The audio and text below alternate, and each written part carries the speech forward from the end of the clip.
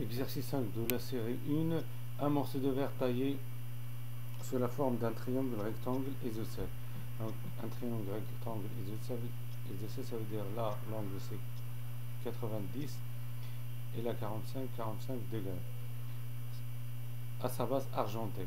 Donc c'est-à-dire qu'il va réfléchir les rayons incidents. Le morceau de verre d'indice N est plongé dans l'air, l'indice de l'air étant fixé à 1. Un rayon incident en I arrive sur le morceau de verre avec un angle d'incidence I, se réfléchit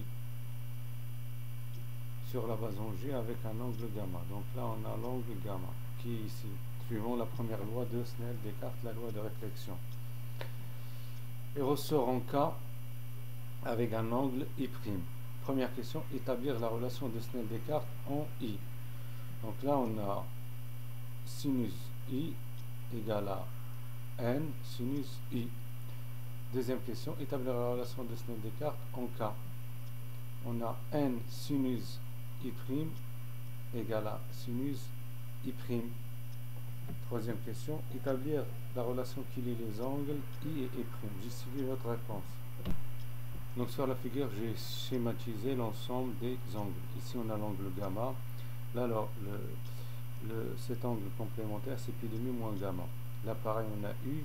Là ce qui reste c'est pi demi moins I. Donc si on considère le triangle JIC, on a pi demi moins alpha plus pi demi moins I plus pi sur 4 égale à pi. Ce qui va donner finalement U plus gamma égale à 45 degrés. Donc si on considère ce triangle là qui est BKJ, là c'est l'angle complémentaire, pi demi moins gamma, et là c'est pi demi moins I', et là c'est 45 degrés.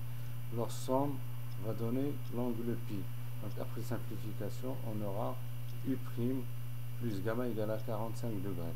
Donc on a deux équations, on a plus gamma égale à 45 degrés, et U' plus gamma égale à 45 degrés. On en déduit que U, l'angle U de réfraction, égale à l'angle d'incidence U'. Donc si U égale à I', automatiquement on a I égale à I'. Donc l'angle d'incidence est égal à l'angle d'émergence. L'angle, il va rentrer et ressortir avec le même angle I.